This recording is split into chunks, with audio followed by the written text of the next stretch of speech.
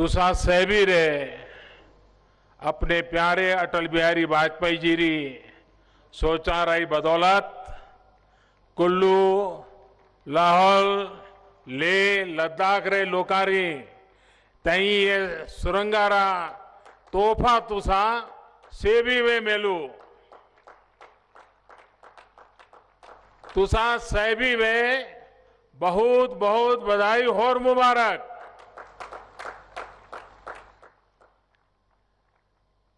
मां हिडम्बा की ऋषि मुनियों की तपोस्थली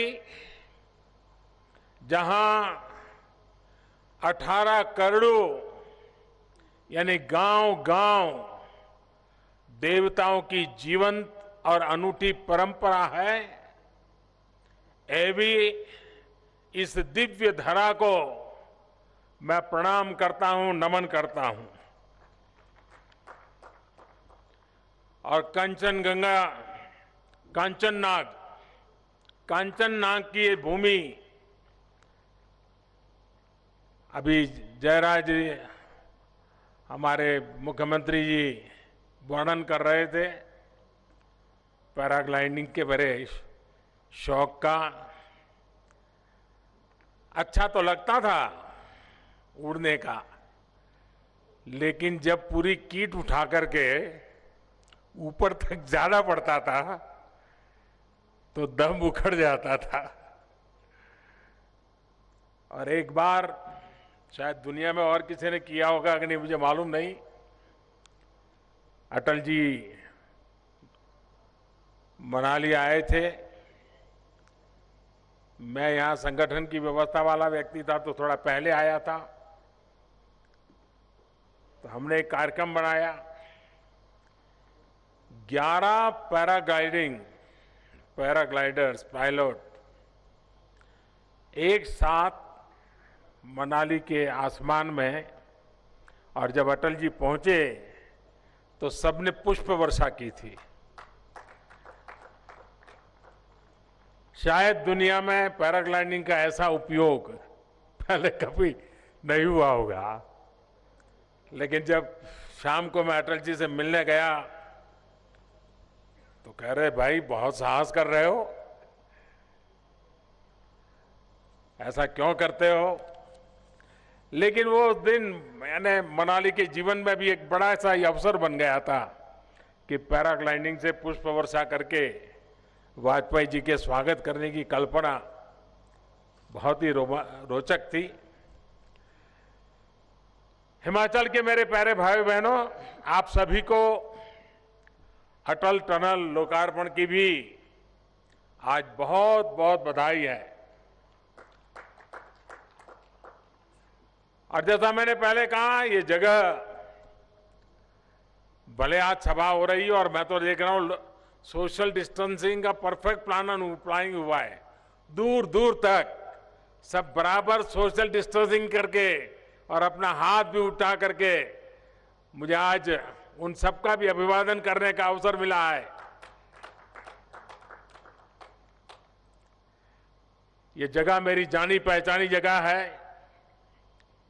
अटल जी के साथ भी मनाली में मुझे कभी, वैसे मैं बड़ा एक जगह पे ज्यादा समय रुकने वाला व्यक्ति नहीं होता था, बहुत तेजी से दौरा करता था, लेकिन जब अटल जी आते थे तो जितने दिन रुकते थे मैं भी रुक जाता था, तो मुझे भी यहाँ काफी निकटता का अनुभव आप सबसे होता था। और तब उनके साथ मनाली के, हिमाचल के विकास को लेकर कई बार चर्चा होती थी। अटल जी यहाँ के इंफ्रास्ट्रक्चर, यहाँ की कनेक्टिविटी और यहाँ के पर्यटन उद्योग की काफी चिंता भी करते थे। और वो अक्सर अपनी एक मशहूर कविता सुनाया करते थे। मनाली वालों ने तो जरूर बार बार सुनी है। और सोचिए, जिन्हें ये जगह अपने घर जैसी लगती हो, जिन्हें परिणी गांव में समय बिताना इतना अच्छा लगता हो और जो यहाँ के लोगों से इतना प्रेम करते हो, वही अटल जी कहते थे अपनी कविता में वो कहते थे, मनाली मत जाइयो राजा के राज में, जइयो तो जइयो उड़ी के मत जइयो, अधर में लटकियो हो वायुदूत में जहाज में, जइयो तो जइयो संदेशा न पइयो, टेलीफोन बिगड़े हैं मिर्जाम महाराज में। साथियों, मनाली को बहुत अधिक पसंद करने वाले अटल जी की अटल इच्छा थी कि यहां स्थितियां बदले, यहां की कनेक्टिविटी बेहतर हो। इसी सोच के साथ उन्होंने रोहतांग में टनल बनाने का फैसला लिया था। मुझे खुशी है कि आज अटल जी का ये संकल्प सिद्ध हो गया है। ये अटल टनल अपने ऊपर भले ही इतने बड़े पहाड़ का, यानी करीब 2 किलोमीटर ऊंचा पहाड़ उस टनल के ऊपर है, इतने बड़े पहाड़ का बोझ उठाए हैं, जो बोझ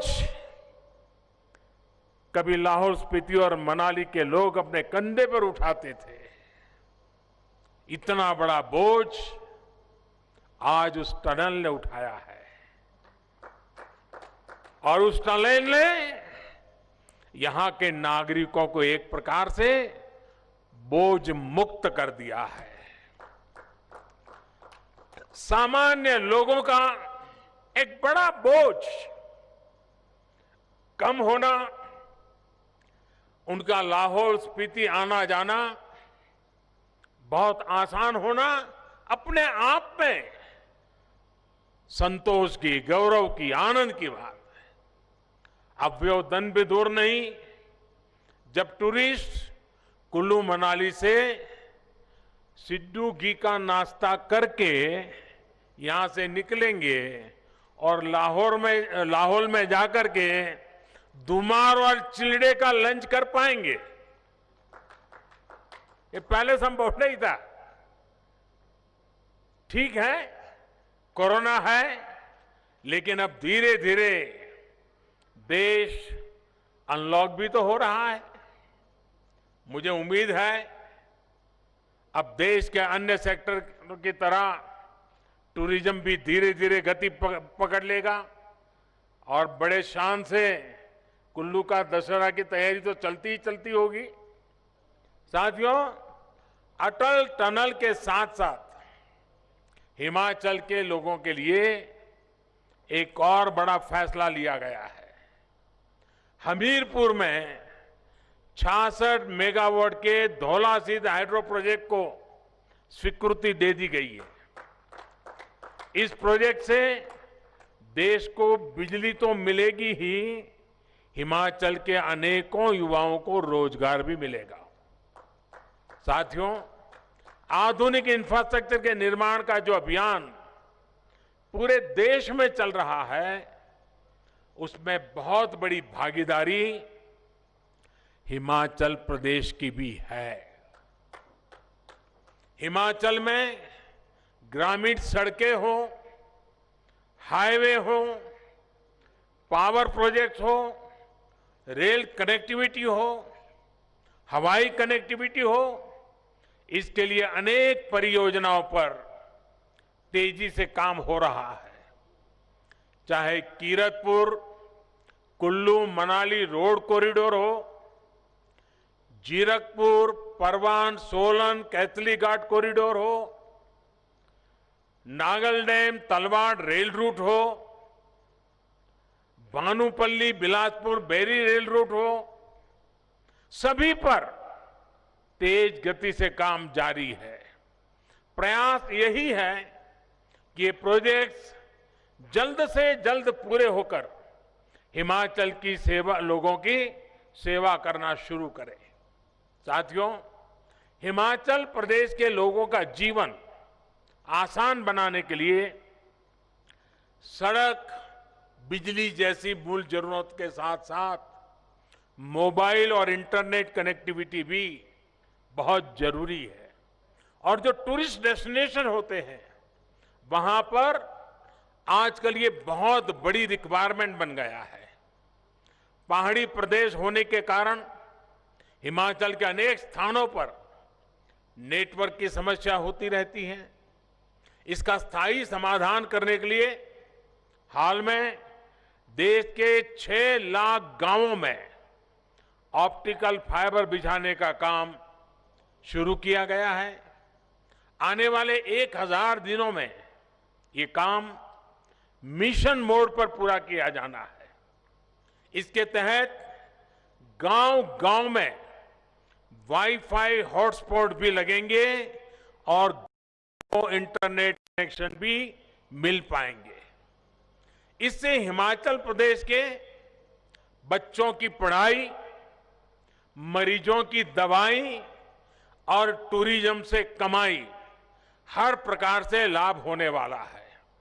साथियों, सरकार का निरंतर ये प्रयास है कि सामान्य मानवी की परेशानी कैसे कम हो और उसे उसके हक का पूरा लाभ कैसे मिले।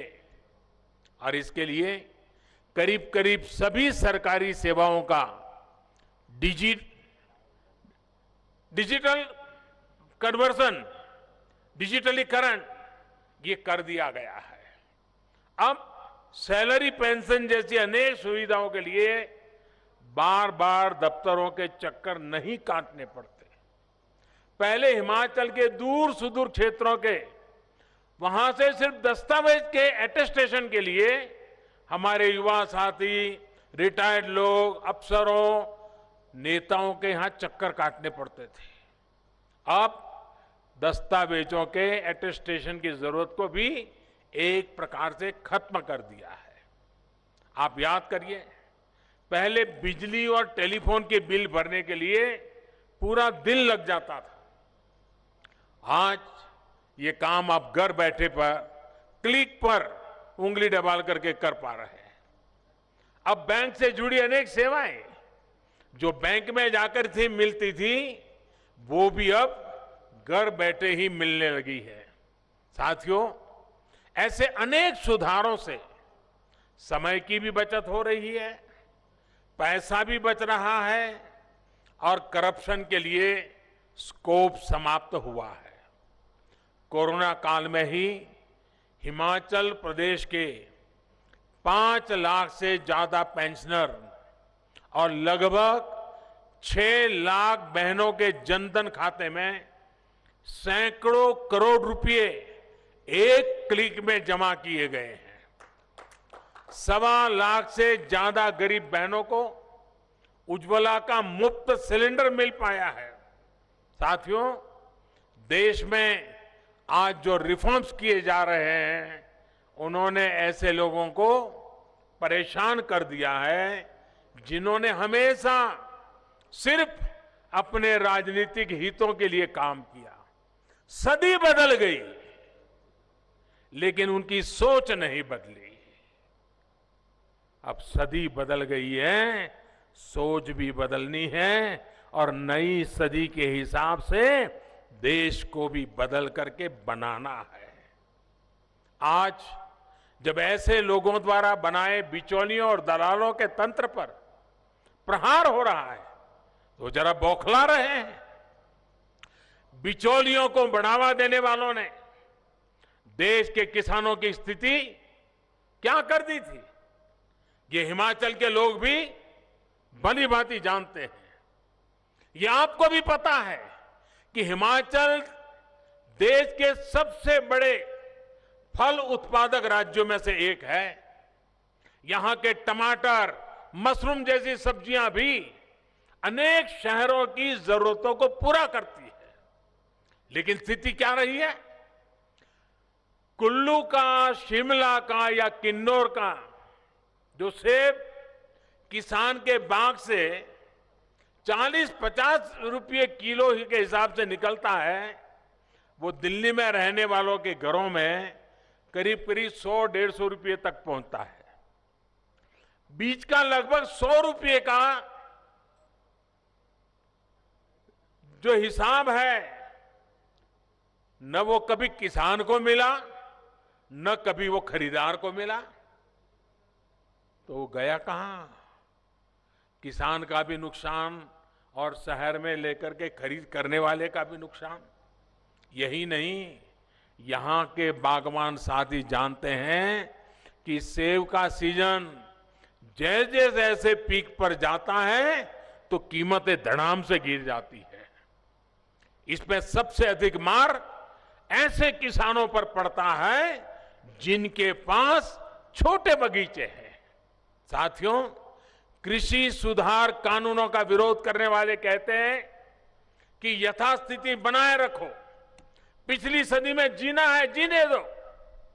लेकिन देश आज परिवर्तन के लिए प्रतिबद्ध है और इसलिए ही कृषि क्षेत्र के विकास के लिए कानूनों में ऐतिहासिक सुधार किया गया है। और ये जो सुधार है वो उन्होंने भी पहले सोचे थे, वे भी चाहते थे, सोच तो उनकी भी थी, हमारी भी, फुल स्टॉप कॉमा के साथ वही है, लेकिन उनमें हिम्मत की कमी थी। हमारे में हिम्मत है। उनके लिए चुनाव सामने थे, हमारे लिए देश सामने है, हमारे लिए हमारा देश का किसान सामने है, हमारे लिए हमारे देश का किसान का उज्जवल भविष्य सामने है। और इसलिए हम फैसले लेकर के आगे किसान को ले जाना चाहते हैं। अगर हिमाचल के छोटे छोटे बागवान किसान समूह बनाकर अपने सेब दूसरे राज्यों में जाकर सीधे बेचना चाहे तो उन्हें वो आजादी मिल गई है। हां, अगर उनको स्थानीय मंडी में फायदा मिलता है, पहले की व्यवस्था से फायदा मिलता है, तो वो विकल्प तो है ही है, उसको किसी ने खत्म नहीं किया है। यानी हर प्रकार से किसानों, बागवानों, उन सबको लाभ पहुंचाने के लिए ही ये सुधार किए गए हैं। साथियों, केंद्र सरकार किसानों की आय बढ़ाने, खेती से जुड़ी उनकी छोटी छोटी जरूरतों को पूरा करने के लिए प्रतिबद्ध है। पीएम किसान सम्मान निधि के तहत देश के लगभग 10.25 करोड़ किसान, उन परिवारों के खाते में अब तक करीब करीब 1 लाख करोड़ रुपए जमा किए जा चुके हैं। 10.25 करोड़ से ऊपर। इसमें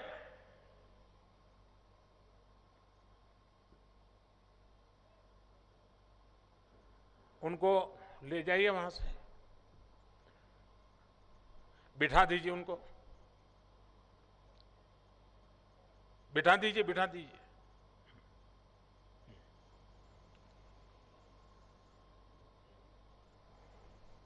वो हमारी जो मेडिकल टीम होगी, जरा उनको काम पे लगाइए। इसमें हिमाचल के 9.25 लाख किसान परिवारों के बैंक खाते में भी लगभग 1,000 करोड़ रुपए जमा किए गए हैं। कल्पना कीजिए, अगर पहले की सरकारों के समय 1,000 करोड़ रुपए का कोई पैकेज हिमाचल के लिए घोषित होता तो वो पैसा पता नहीं कहां कहां, किस किस के जेब में पहुंच जाता। उस पर राजनीतिक श्रेय लेने की कितनी कोशिशें होती, लेकिन यहां छोटे किसानों के खाते में ये रुपये चले गए और कोई हो हल्ला नहीं हुआ। साथियों, हाल ही एक और बड़ा रिफॉर्म देश में हमारी श्रम शक्ति को, विशेष तौर पर बहनों और बेटियों को अधिकार देने के लिए किया गया है। हिमाचल की बहनें और बेटियां तो वैसे भी हर क्षेत्र में मुश्किल से मुश्किल काम करने में अग्रणी रहती है, लेकिन नहीं नहीं, उन उस बेटी को ले जाओ भाई, उनको ड्यूटी बाद में करेगी कोई अफसर जरा। हाँ बेटा, आप बेटा वहां बैठो जा करके, आप ड्यूटी की चिंता मत करो। कोई साथ में जाइए, आप साथ में जाइए।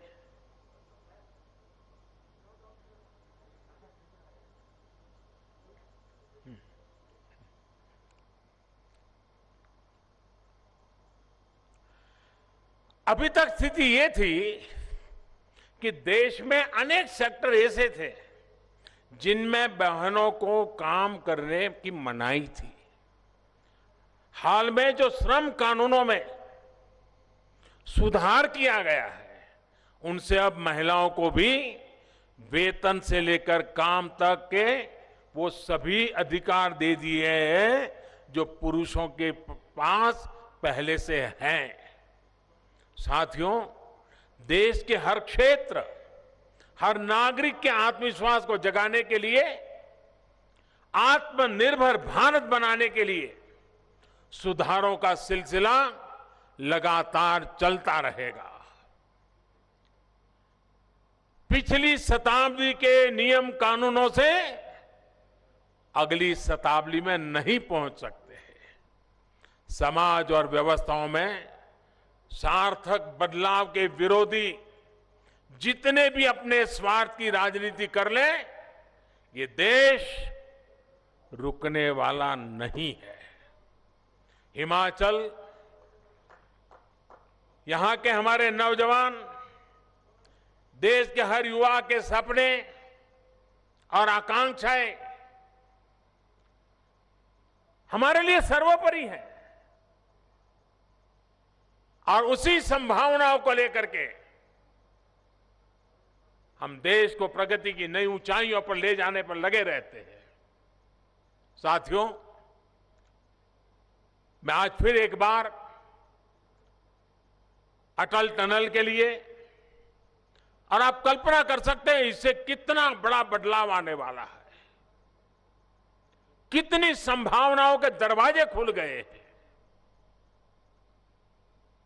उसका जितना फायदा हम उठाएं, मेरी आप सबको बहुत बहुत बधाई है, बहुत बहुत शुभकामनाएं हैं। कोरोना का काल है, हिमाचल ने स्थितियों को बहुत अच्छे ढंग से संभाला है, लेकिन फिर भी इस संक्रमण से खुद को सुरक्षित रखें। देवधरा को प्रणाम करते हुए, कंचन नाग जी की इस धरा को प्रणाम करते हुए आप सबको फिर से एक बार मिलने का, आपके दर्शन करने का मौका मिला। अच्छा होता ये कोरोना का काल न होता तो बड़े प्यार से आप लोगों से मिलता। काफी चेहरे परिचित मेरे सामने हैं, लेकिन आज ये स्थिति है कि नहीं मिल पा रहा हूं, लेकिन आपके दर्शन का मुझे मौका मिल गया, ये भी मेरे लिए खुशी की बात है। मुझे यहां से तुरंत निकलना है, इसलिए आप सबकी इजाजत लेते हुए, आपको बधाई देते हुए बहुत बहुत धन्यवाद।